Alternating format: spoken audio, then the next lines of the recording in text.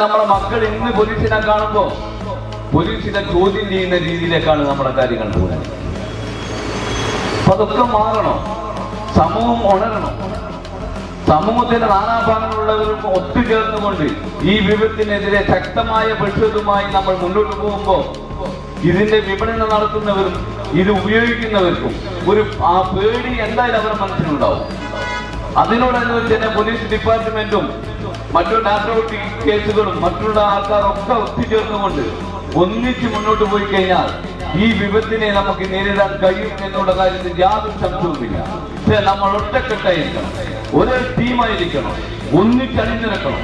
ആ ഒന്നിച്ചണിഞ്ഞുകൊണ്ട് മുന്നോട്ട് പോവുകയാണെങ്കിൽ നമ്മുടെ ഈ പയ്യോളിയെ ലഹരി മുക്തമാക്കാൻ ഈ കൂടിയിരിക്കുന്ന ജനങ്ങളും നമ്മളോടൊപ്പം കൂടുന്ന ജനങ്ങളും ഉണ്ടെങ്കിൽ തീർച്ചയായും ഭാവിയിൽ അത് സംഭവിച്ചിരിക്കും എന്ന് മാത്രം പറഞ്ഞുകൊണ്ട് ഈ സംരംഭം ഉദ്ഘാടനം ചെയ്തതായി അറിയിച്ചുകൊണ്ട് നിർത്തുന്നു.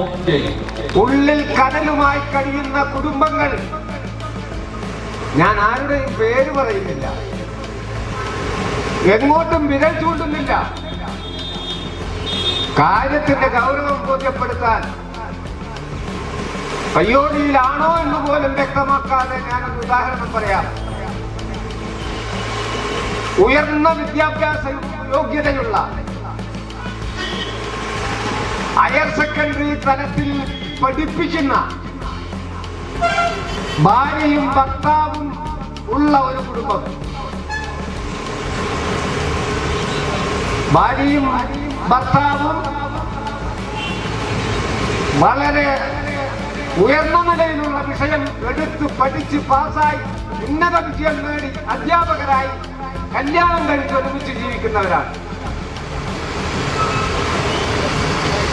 അവരുടെ കൂട്ടത്തിലെ അവരുടെ സന്താനങ്ങളിൽ ഒരാൺകുട്ടി,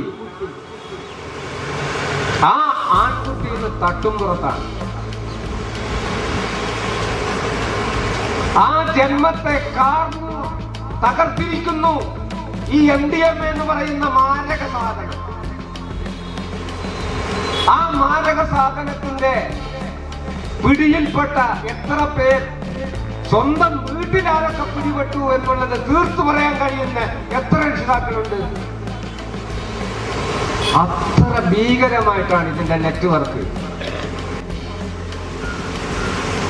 ആ കഞ്ചാവിൽ ഭരിച്ചു കഴിഞ്ഞാൽ കാലങ്ങളോളം എടുത്തു വേണം അവൻ അതിന്റെ വകയിൽ ഒരാളായി അതിന്റെ ഒരു അഡിക്റ്റായി നശിക്കാൻ. ഈ അപകടകാരി 1 or 2 പ്രാവശ്യം ഉപയോഗിച്ചു കഴിഞ്ഞാൽ അവൻ ആകെ തകർന്നു പോകുന്ന, നഷ്ടപ്പെട്ടു പോകുന്ന ചുറ്റുപാടാണ്. അത് ചുറ്റും പടർന്നുകൊണ്ടിരിക്കുകയാണ്. ഭീകരമായ നെറ്റ്വർക്ക് വന്നിരിക്കുകയാണ്. പോലീസ് റിപ്പോർട്ട് പ്രകാരം, സ്പെഷ്യൽ ബ്രാഞ്ച് റിപ്പോർട്ട് പ്രകാരം പയ്യോളി അതിന്റെ ആസ്ഥാനമായിരിക്കുകയാണ്, ഹബ്ബായിരിക്കുകയാണ്.